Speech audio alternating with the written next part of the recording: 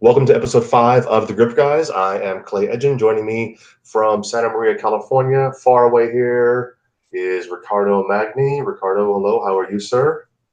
Hi, Clay. Hi, everyone. How are you? I'm great. Doing great. I'm good. I'm finally adjusting to the Texas humidity and the heat. It was 96 in my garage gym this morning, or this afternoon, I should say, and it had rained just about an hour prior, so the humidity was, I think, between 200 and 300%, while at 96 degrees Fahrenheit. So this is my third T-shirt of the day. The Wow. other two have been sweated through and burned at a pyre, and so they're completely defunct of life. These two shirts are gone. But I'm very happy to report this Tommy Bahama shirt that you see me wearing now is not only comfortable and stylish, but also like not sweated through yet. Thank you for air conditioning. Clay, that is a fantastic update. I think we might have to send FEMA to your garage at some point to collect your used gym equipment. But George I Bush digress. talking about arm lifters. Okay, we don't want to go there. No, we don't want to go there. All right, let's jump into the show, Clay. What's our topic today, Clay? All right, this is a short little burst of a show to talk about the Arnold Classic happening March 1st, 2nd, and 3rd in Columbus, Ohio. Everyone knows the Arnold Expo. You say, I'm going to the Arnold. Everyone knows who's ever lifted a barbell, what you're doing and where you're going. In this case, we've been fortunate enough through all the avenues, the favors, the strings being pulled, and the bribes being made to have the Arnold Armlifting Championships happening at the Arnold Classic on the Concourse Hall stage, March 1st, 2nd, and 3rd. On that Friday, we're going to do the Rolling Thunder. And Riccardo will fill us in on what those events look like as far as like number of attempts and all that stuff. First day, Rolling Thunder happening at 10 a.m. Second day, Paul and Axel deadlift, double overhand deadlift, happening at 9 a.m. on the same concourse stage. Third day, Sunday, Silver Bullet. And from the preliminary entries that have already come in for this event, it's nothing but world record holders, and we got to get a couple more of these record holders to sign up. And I would love to have every number 4 Silver Bullet world record holder on the same stage at the same time to prove like who is the king of this silly little event.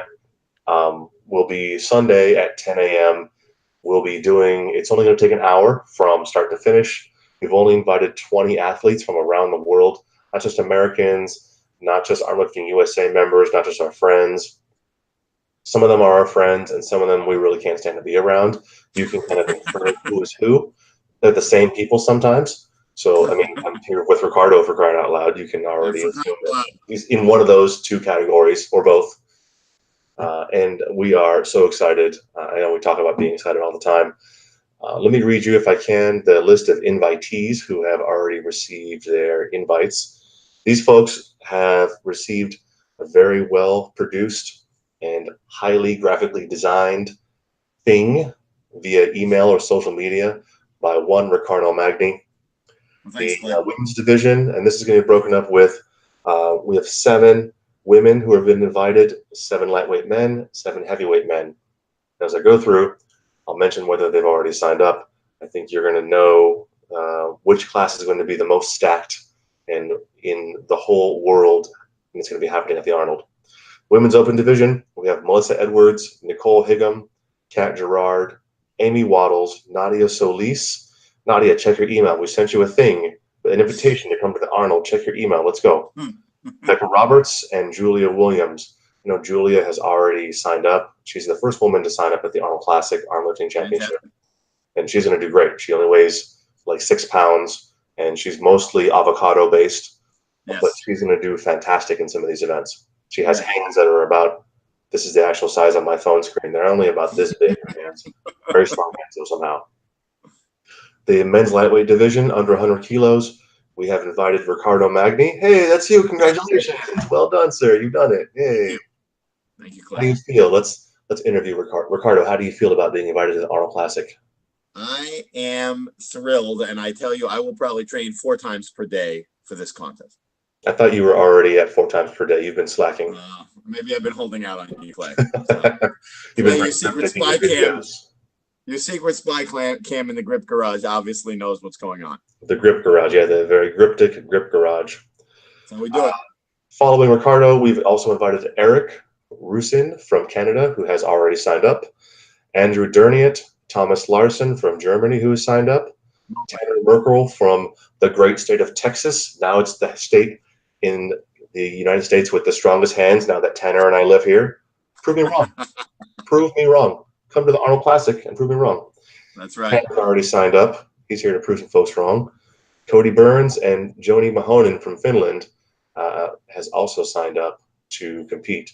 Joni recently smashed my #4 silver bullet record unofficially. What's up, Joni? Come bring it at the Arnold. In the over 100 kilo class, we've invited the Vice Grip Viking, because how could you not? Oda Haugen. Exactly. He says he's going to do the axle and pull 235 on that day. So, Ode, we're going to That's what we heard. We heard that. True Clay.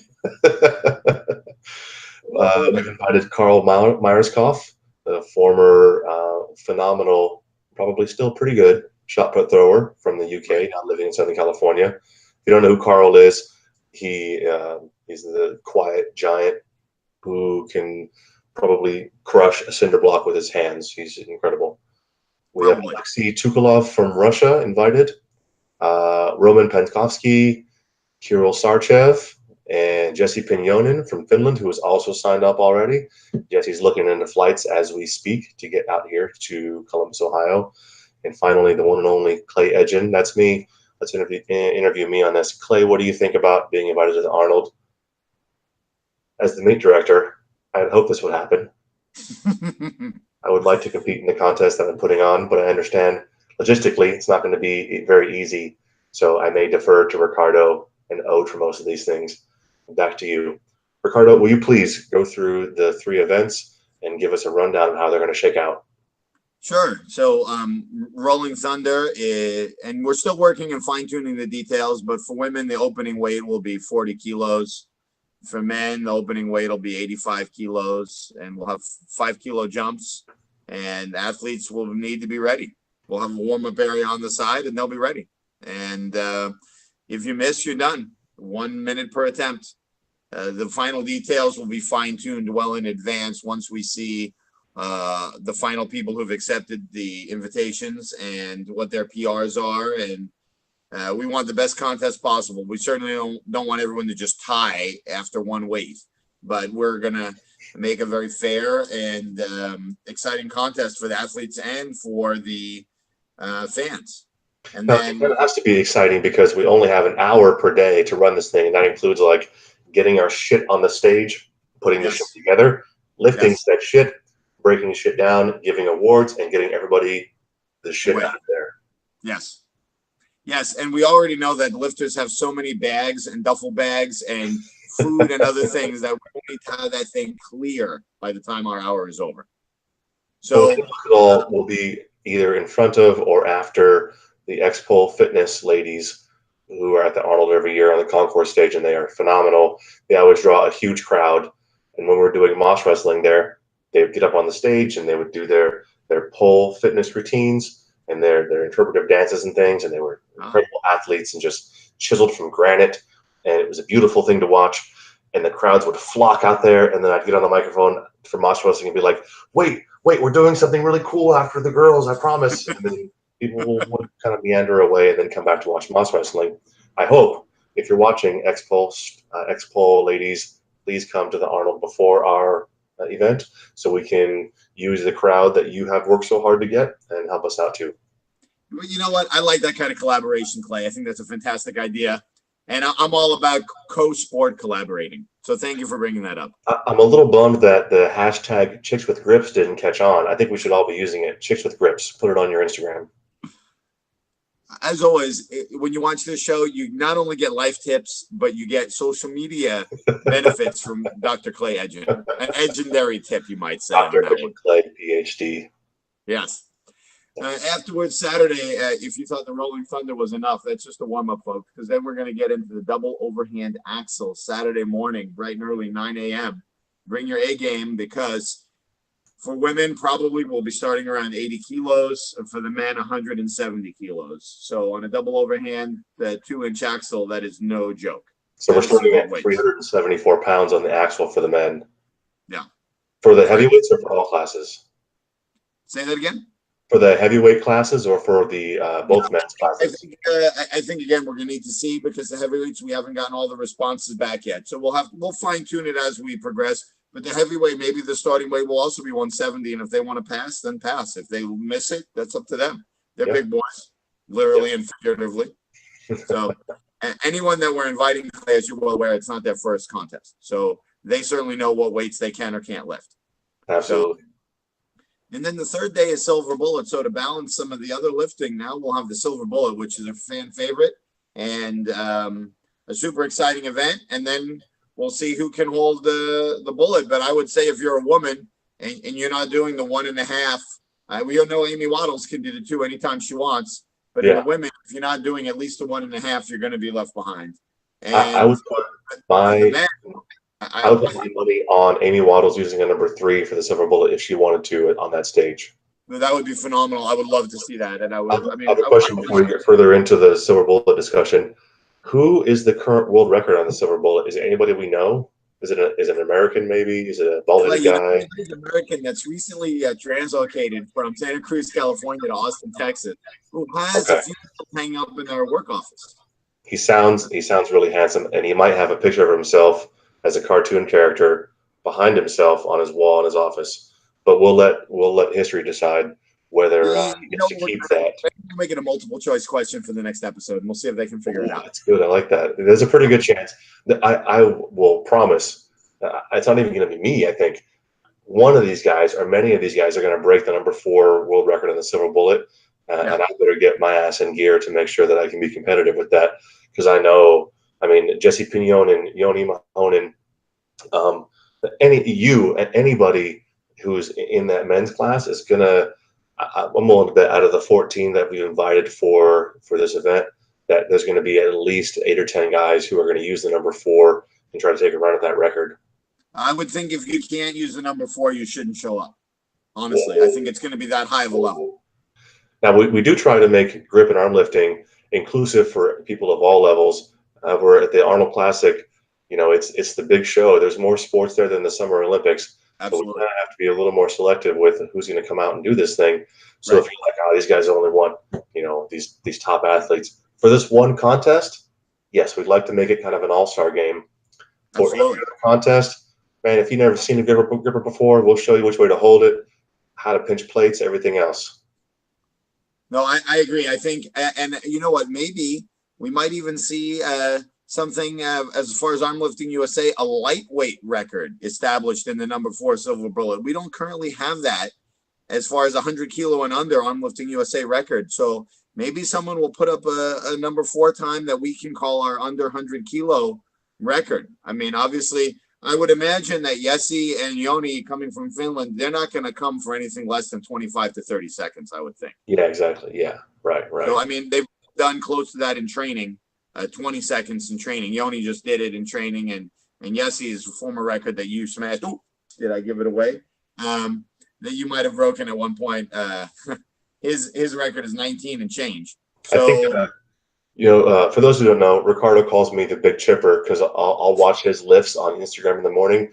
I'll do the same one for my training, and I'll put like a half kilo plate on it. I think I only beat Yessi by less than a half a second on his number 4 world record. So I'll take it, but he's any given day it could be him or I or him or Harry Talonen or Yoni Mahonen or like anybody out there. Jed Johnson, for crying out loud, he's still out there smashing 3.5s and 4s on the silver bullet. There's anybody can go out there and do it now. Yeah, so we'll see. I mean, good news is we've let the people know plenty of time to train, plenty of time to get ready, and no excuses. That's right. I did want to mention, I know that there are, in the world of grip arm lifting, there are 1,000 different implements that we use for training, and they all work the hands and the forearms in different ways, in ways that are all good and all viable. We've chosen these 3 events because they are the staples of arm lifting, and combined they make our arm lifting total, which tie into our ranking systems that you can see on armliftingusa.com. I think we have a link up on the Grip Guys to it. If we don't, then I will put one on there. And those rankings will tie into who gets invited to participate in Team USA for APO Worlds next year in Russia.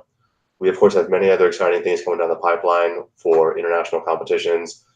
Exactly. We talked a little while ago. We can't give anything away right now, but things are looking really good. And right now, I had to tell Riccardo earlier this week, he's probably my best friend in the whole world, which is sad and great.